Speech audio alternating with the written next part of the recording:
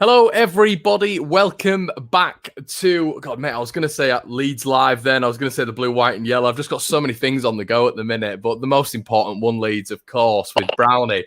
Back together. He's not moving at this moment in time, and that he's not got a condition or anything. His phone's just... his phone is precariously balanced somewhere in his house. So, yeah, we appreciate the commitment, Brownie. None of the younger ones will get this, but it was like Crystal Maze trying to get this phone to stand up. I feel like he's a crystal at the end of this.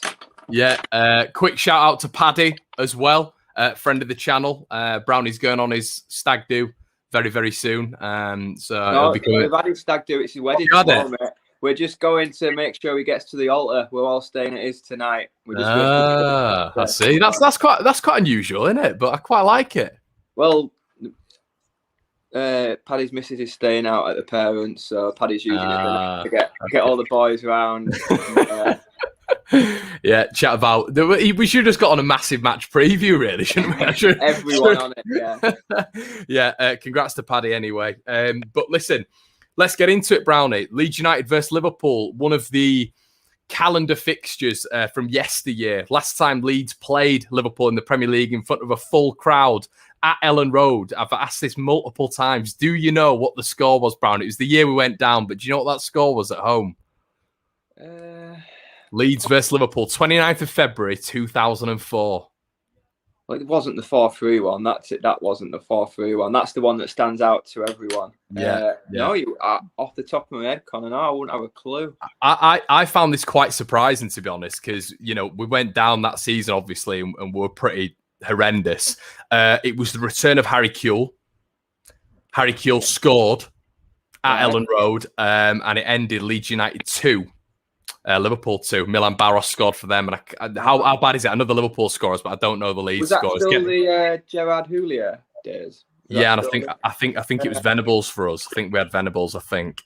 Okay. But yeah, fun times. But listen, now completely different sides. Now we're back in the Premier League. Obviously, Leeds United, 16 years out, and Jurgen Klopp today has been talking about the atmosphere. Milner's been informing him about the atmosphere. Jack Robinson, which I found weird as well, has been talking to him about the Ellen Road atmosphere. Obviously, he was at Sheffield United, so he's been played at Ellen Road a couple of times. But what are your initial feelings, mate? I mean, we're just talking off air. We're a little bit worried about this one. I think it's key to say before we do start this preview, Liverpool are title challengers this year, and their starting 11 is arguably still the best in the division. I would argue the squad depth is something that'll let them down, but I think there's a caveat to this, Brownie. Leeds fans, don't have a meltdown if we lose this game. No, I mean, we went through it all last year where we had the run of bad fixtures, and we actually came out of it unscathed. We were laughing about it that we had a run of horrendous games, and we were unbeaten at home against any of the top six, so to speak. But yeah, it's always when you're playing these big games. These are all the games we want to be involved in. But you look at the other team and you think, Jesus, crikey, you could get hurt from anywhere, couldn't you? Really. Got a couple of friends that are Liverpool fans, and they're not grumbling. I mean, I don't know how they have the right to grumble, but you look at what they've spent in the transfer market. They are title challengers, but they're not. Why are they not trying to kick on again, type of thing? Because Man City have gone and spent money, Man United have gone and spent money, Lukaku is coming at Chelsea, and I don't want to say Liverpool are getting left behind, but it has that feel a little bit in the transfer market. But I think this year, they'll be a lot better than last year. I don't think there'll be a bigger gap to Man City this time around. Yeah, I think as well, towards the back end of last season, I think they won about 7 or 8 on the bounce, didn't they? And I think the last time they lost the game was Fulham at home. So they're coming to Leeds well in form. It's going to be a real. Let's not beat around the bush. They've had a great start to the season as well. Yeah, very good. And I think impressively as well, Brownie. They've always got this hoodoo with Burnley, haven't they? Burnley going to Anfield and doing them, and they've really got over that. They dispatched them quite well. Yeah, definitely. I mean, Burnley are just a horrible team to play against. They can pick up points against anyone, Burnley, on the day, because they can just turn a football game into something else. I think it was Jurgen Klopp who commented and said it was just like WWE. It was like a wrestling game. It wasn't football, and I think that's what. And each to their own. You got to do what you can to pick up points along the way. It's all about survival. So Burnley do what they need to do, but that's that's probably why Liverpool struggle against them, because have they got? If you look at Liverpool, they are a footballing team, aren't they? But I just think the interesting one is, I mentioned this off air, the Brazilians, can they play? Can they not? I mean, I think it's a farce that we are 5 o'clock on a Friday and we don't have a clue whether the Brazilians can play. I mean, how are you meant to prepare? I mean, Liverpool, they're in the same situation to Leeds. I just don't get it. Make a decision. I don't get how they've got a jurisdiction, because if you look, I mean, we spoke, England played Hungary in the midweek in the qualifiers, but because it wasn't a Euro competition, they were allowed fans. Whereas if it wasn't, because obviously it's a World Cup, which is FIFA, they were allowed fans in the ground. Whereas if it had been a UEFA European Championship, they'd have had a ban on the fans because of obviously the racism crowd trouble. So I mean, surely the Premier League is governed by the FA. Surely, well, I don't get how they can invoke a jurisdiction to it. You obviously know more than me, but I don't get how they can. At the end of the day, for me, the club pays the wage. Are Brazil going to cover Rafinha's wage for the week? Then are they going to do that? Is that what they're doing? Because they're stopping us playing him. Yeah, it's a massive talking point, mate. You're right. It is a joke, and this is what we're used to with FIFA, isn't it? Just ridiculous upon ridiculous decision. I mean, it sounds like to me, public health is below their football requirements, which is a real issue for me. You know, it doesn't sit right on the moral compass. Bielsa was talking about it today in his press conference, and you saw a little bit of an annoyance from Bielsa. He was talking about the modernisation of football and how, you know, you're able to get away with this sort of stuff now. He referenced VAR as well, and just the way football's going. Obviously, we know Bielsa's such a traditionalist that it's, you know, he doesn't like the way football is being sort of globalised at the minute. But just Brownie, just in terms of going into the game and with or without Rafinha, what's the solution? We know Dallas is going to be fit this weekend, but for me, Leeds just simply have to have a threat. Somerville, it's going to be difficult, you know, for his first ever game to be starting against Liverpool. And Dan James, he's not fully trained, but Bielsa did say today, Brownie, that he is going to be available. Now, do you take that? And I want to ask you two questions. Do you take that as he will start from Bielsa if he's saying he's available? And B, would you start Dan James if Rafinha can't play? If Rafinha can't play 100%, Dan James has to play. I mean, we've spent 20-odd million on him. We don't want to get into a Helder Costa situation where he didn't play for 3 months. Do you remember in the Championship where we were waiting? I mean, I think we all know Bielsa's been a big admirer for James for the last few years. I think he plays. I think if Rafinha's fit, I don't think he does, but I think, not fit, but if Rafinha's available, I don't think he does. I think Rafinha plays, obviously, but I think he might, not forced into it, but it's just a like for like, isn't it? Yeah. It's just winger for winger, and I just think Somerville, it's a very difficult one just to chuck you into first ever Premier League game. There you go, bang, I have Liverpool. I don't think that'd do him any favours, to be honest. If he's not going to put Somerville on against Crewe or Burnley, I can't see him starting against Liverpool, in my opinion.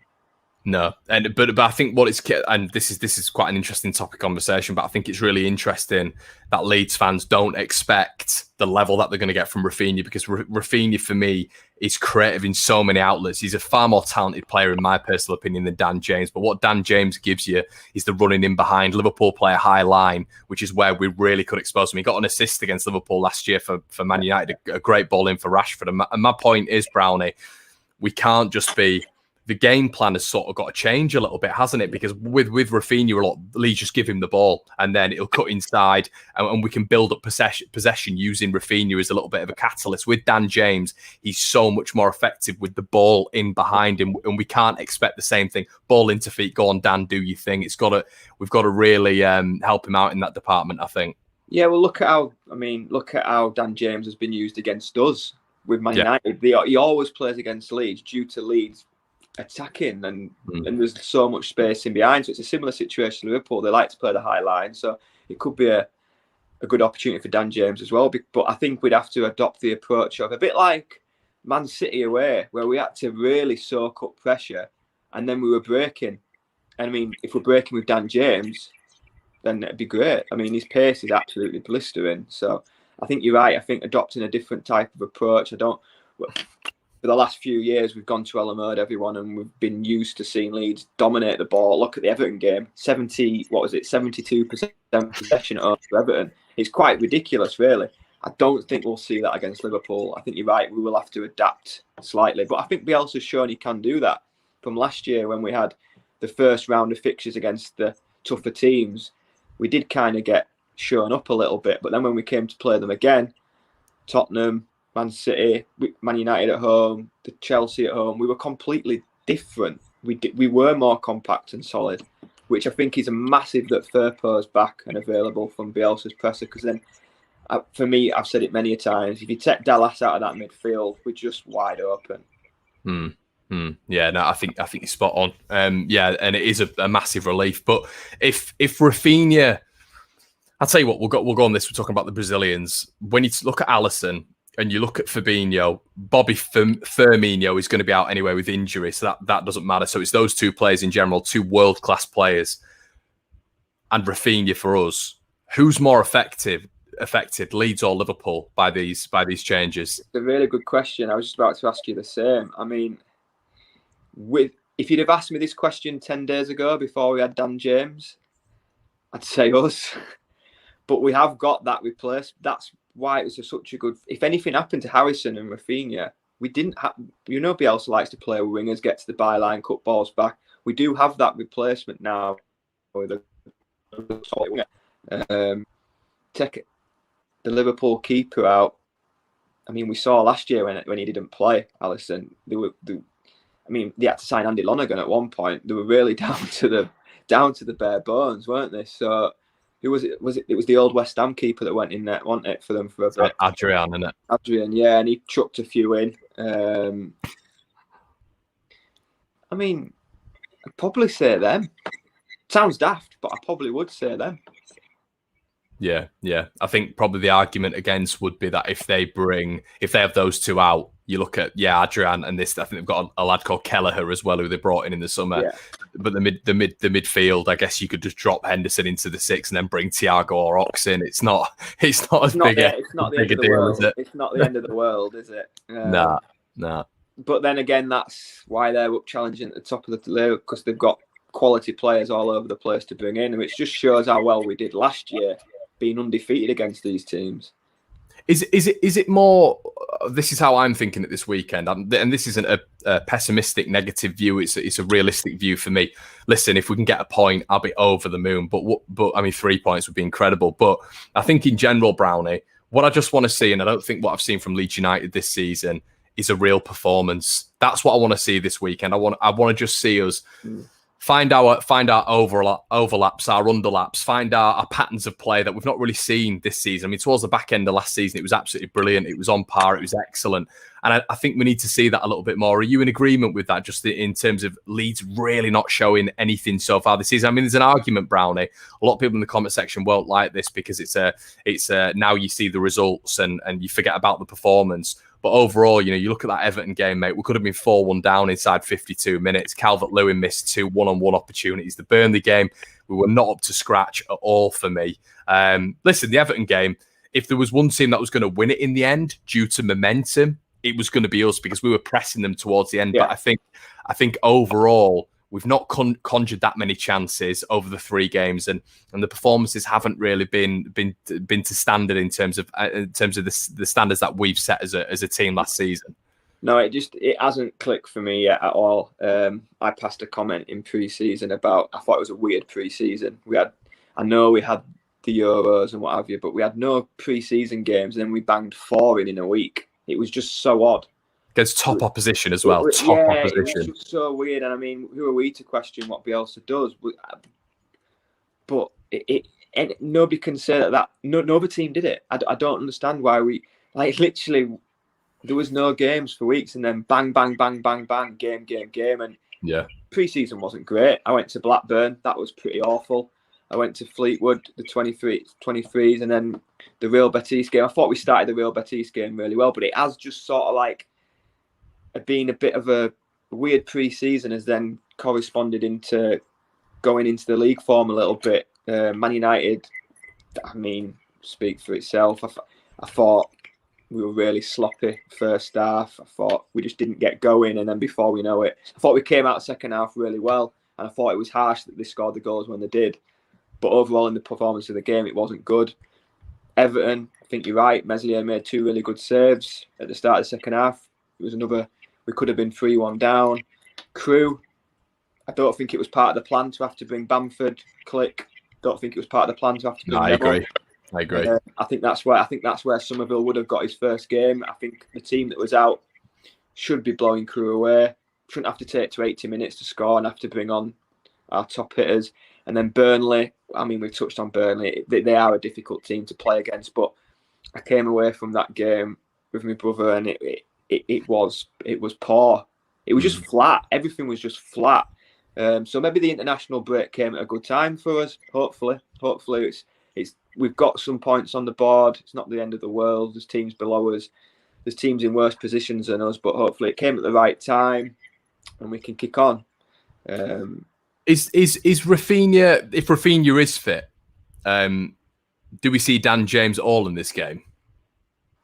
When I say fit, I mean not fit. I mean ready to play. Eligible, yeah. I think it depends how the game goes. If we're winning 1-0 and we're hanging on, I don't know. Would he be a player to bring on and stretch it? But then the alternative is, do we need to bring on an attacking player? It's hard to. I don't know. He probably will. He's probably one of our first subs we're going to bring on, aren't we? But you know, at Leeds, like 20 minutes in, you could have someone injured. The game, it just depends how the game goes for me. If Rafinha's available, I think Rafinha starts. Unless he throws an absolute curveball in and Rafinha starts in the 10 and Dan James starts anyway. I mean, you just can't second guess the guy. It's something that's just popped in. Then why not? Yeah, no, I know what you mean. I mean, but it's... flip it round. I mean, I love Rafinha. This is one thing that sticks in my mind when I've seen it a lot. Can Rafinha play in the 10?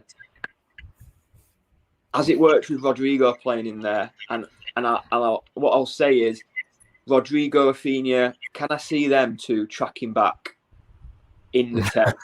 I can't. Out wide, Rafinha does get back. I'll give him his due. He does get back in the 10. But in the middle, when you're floating around, it's a lot harder to get back because you're going to be making runs in behind. You're going to be making runs all over the front line. So then to get back as well, it'd be difficult. So that's my only question mark on Rafinha in the 10, which is still a question mark on Rodrigo in there. It's a bit of a luxury. Yeah. No, I think it's the most difficult position on the pitch. You know, I really do. Central midfield, it's such a difficult position. But the good thing is, I guess we play out wide a lot. We create a lot out wide, don't we? That's what Leeds are all about. And are you expecting us to? I mean, in the first game, especially at Anfield, not so much in the second game. It was a bit of a turgid affair, to be honest. But in the first game at Anfield, they really played a high line, didn't they? And they're pushing the fullbacks forward. I mean, is that a way that Leeds United could really get at them here, Brownie? Because I can't. When you look at man for man, the man for man system and their counter-attacking system, how quick they are on the counter-attack with their quality, it's going to be a big problem if Leeds don't play this smart, isn't it? Yeah, I mean, Jurgen Klopp's a world-class coach, don't get me wrong, but I think that first game at Anfield, I think we shocked him.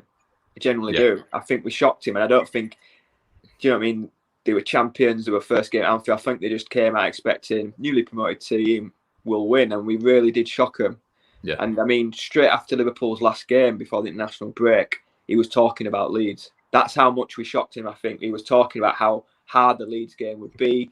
We're the toughest team physically to play against, the demand on the players. So, I mean, as a positive, put a positive spin on. Yes, we've had the odd international here and there, but they've got a team of internationals. They'll have been all over Europe, their team. And then they're coming into a game to play against Leeds. They've been travelling. Can we go at them early to get at them? It's key that we don't. I think it's key that we don't concede Brownie as well in the first 10, 15. Just about to say that. Liverpool's the sort of team where if you keep them at 0-0 for a while, do you know what I mean? You see some of them games like Liverpool, like the Burnley game, you keep them at 0-0 for as long as possible, and then they don't. But on the flip side, they could be 3-0 up after 20 minutes. Liverpool, that's the quality that they have. So it's one of them. It's really, do we go at them and risk being 2 or 3 down and out of the game, or do we keep it really tight? Only Bielsa knows that. Yeah. All right, mate. Well, let's wrap it up. I need a scoreline from you.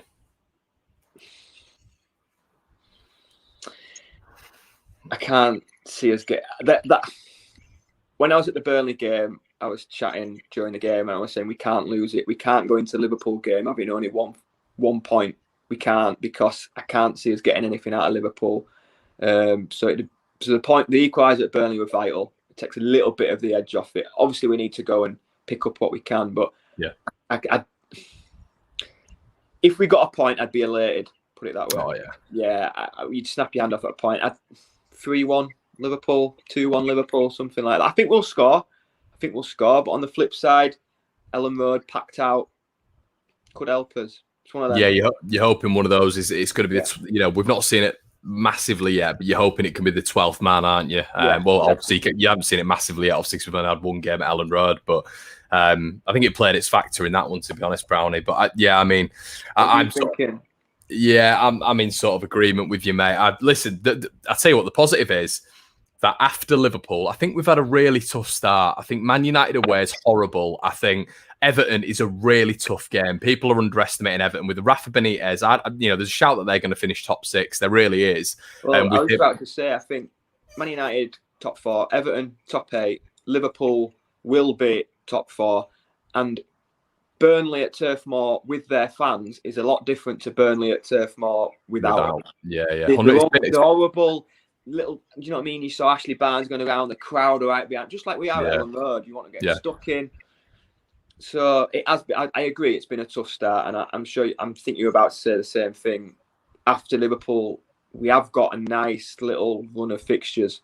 Up until really the end of December. So it's a really good run where we can pick up some points. And the key thing is that we pick up those points. But I think this one, it's going to be a step. I've not seen enough from us so far to really indicate that we're going to get something from this. I think the Rafinha factor could be huge as well. Him missing, I think he is really our X factor. It's not just about him running down the wing as quickly as he can. I think Leeds look to him a hell of a lot for creativity as well. It's not just beating a man, which is, I think, what you'd get with Dan James. I don't think he's going to be able to replicate what Rafinha brings to this side. So, I think it might be a tough one, but I'm not going to. I think the key message is what I said at the start. Don't get too down about it. We'll review the match, of course. If there's imperfections with this Leeds side, of course we'll talk about it. But generally, when you look at this game, Brownie, Leeds shouldn't be getting anything from it, because this lot. You look at if Mane is out of this side, what happens? Jota comes in. You know what I mean? Like Harvey Elliott, who's now looking like he's got a free role and he looks absolutely class. Like the midfield options are just unbelievable. So it's a top. We've got to think, Brownie, as well. The return of Virgil van Dijk, huge boost for them as well. So I think it could be a tough afternoon for Leeds, to be honest. But here's hoping to a win or even a draw, mate. But we'll be back next week. Definitely, we'll do something next week. I'm very unorganised, but I'll try and get something sorted. We'll try and make this a regular thing. But Brownie, cheers for joining me, buddy. Yeah, perfect. And hopefully, like you say, we have a good Sunday afternoon. Yeah, definitely, guys. Make sure you like, comment, and subscribe. As always, let me know what you think on what me and Brownie have spoken about here. Check out I did a video on the Patreon account with Liverpool Echo writer Paul Wheelock. If you want to check that one out, he's on the Blood Red podcast as well. And we'll be back next week. Just on that, Connor, before you go, what from the other side? What are they thinking? Are they expecting a win? Are they coming in Ellen Road pessimistic? How are they feeling about it? They're very I think they're confident, but they Paul was very complimentary of Leeds, very, very complimentary. He's very impressed with what we brought to the Premier League. But I think overall, Brownie, when you look at the fact that, how many games have they gone? I think they've got a winning streak now of something like it's either 10 or 11 games on the bounce. It's ridiculous. So I think they're just buoyed by that at this moment in time. And Virgil van Dijk coming back is huge. It's huge for him, I think. So. That's their perspective. But Brownie, guess what? People who want to know what he said, they have to get over there. So get over to the Patreon. Links in the description below. But cheers, mate, and we'll speak to you soon, guys. Yeah.